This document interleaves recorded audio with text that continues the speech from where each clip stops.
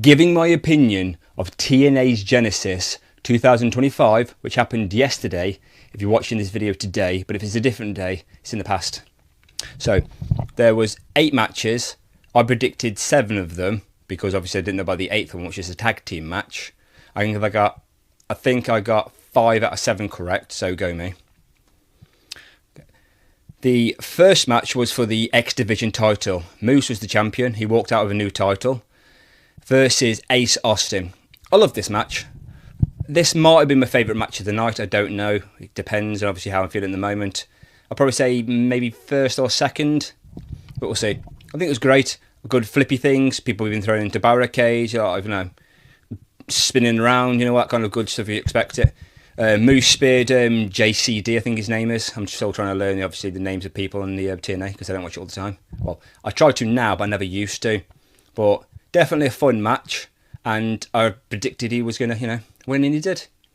Then the rest of the system came out, and they had a match against Steve Macklin and Eric Young. I didn't even know this match was happening, but then they lost to, Steve Macklin and Eric Young in just an okay match. Nothing really much to say about it.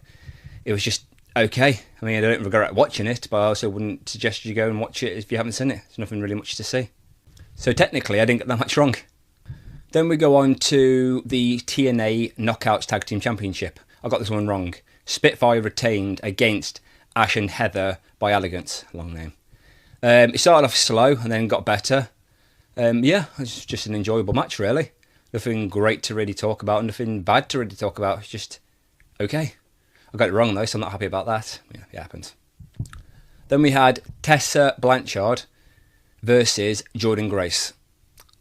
I originally was going to pick Jordynne Grace to win this, but I'm glad I didn't because Tessa won. Yeah, she cheated. Spent about 3 hours of the show actually, trying to remove a turnbuckle pad. Okay, the middle one didn't work on that side, so she tried the bottom one on the opposite side. That didn't work, so she tried the middle one. Then that worked. But yeah, it was good. A lot of great moves by these women, but Jordynne Grace's moveset is just absolutely brilliant. Like the Death Valley Driver, okay, from the stairs to the outside of the ring, that was impressive. And Jordynne Grace looked like she was going to go for a package pile driver, like Kevin Owens has been doing on WWE, but turned it into a powerbomb. Bit of a wink, wink, nudge, nudge situation, you know what I mean? Mike Santana defeated Josh Alexander in an I Quit match. Basically, he made him say I quit by having his hands zip tied behind his back, okay, and it looked like he was going to drive his face straight into the mat. After that match, they shook hands. Josh Alexander said, "I'm a man of my word. I quit tonight, and I also quit TNA." But let's talk about the actual match. I got it wrong, okay, I'll hold my hands up. But, see, with I Quit matches, what I don't like is when they win by submission, like when John Cena defeated The Miz. It's just have a submission match and it's stupid. But the things that these two people were doing, like chair shots off each other, like through tables, just loads of different situations. The whole cue balls inside a sock, I'm not sure what he called it. And obviously using that, the use of the blood, obviously the internal bleeding situation it looked like, was literally impressive. It was great. So as I was saying earlier, it's either going to be that match, which is my favourite, or the X Division match. So obviously it depends on the situation I'm in or how I'm feeling. Then we had the Hardys versus the Rascals. I believe this might have been the first time I've watched the Rascals, or like one of the first times. But then you had Fraxium come out from NXT. I absolutely love that tag team. So seeing them two basically watching the match was great. But I'm thinking, this is a high-flying match. You two are both high-flying wrestlers. Why are you sitting at the bottom of the ramp when you know people are going to do a suicide dive? And guess what happened? They did a suicide dive. Then obviously they had like a bit of a confrontation, all this other good stuff. Then you had just a normal good Hardys match. I find it fun to watch because I know they're not going to be around forever. So I'm literally enjoying it while I can. But then that led to a match on TNA for the NXT Tag Team titles of Fraxium versus the Rascals, I believe. Now that is going to be a great match. So I got that one correct because Matt Hardy and Jeff Hardy retained. I should have just said the Hardys, would have been quicker. But something I've seen, which was new to me, obviously. I'm sure they've probably done it loads of times to other people who watch it. But like, I think it was Jeff did like a twist of fate, which made him spring up, and then Matt Hardy hit him with like a neck breaker. I thought that was brilliant. I was going to say this as well. I should have said at the beginning, obviously. It started with the national anthem. I mean, I'm not American, but it's great to obviously have that for obviously everyone.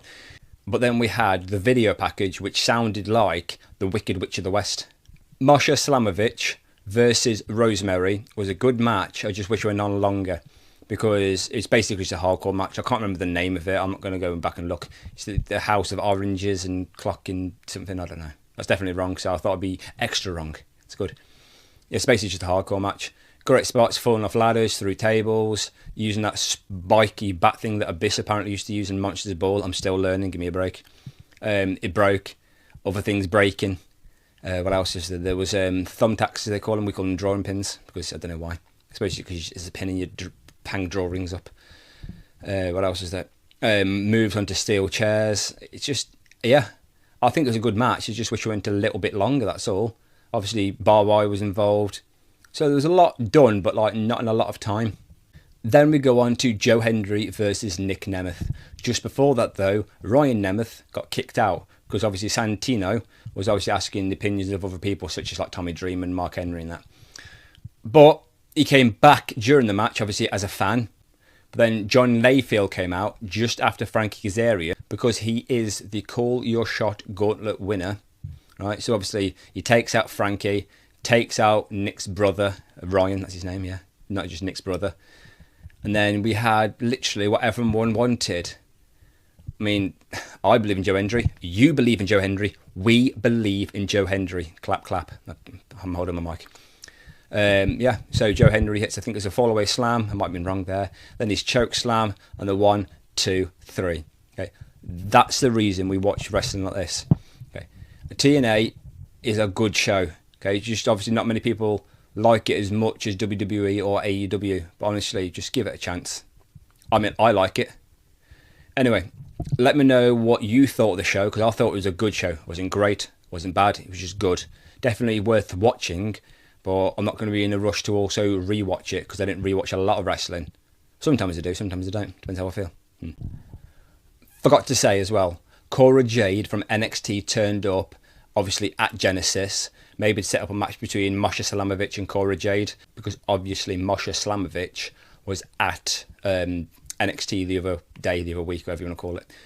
Anyway, please like, comment, subscribe. Thanks for watching.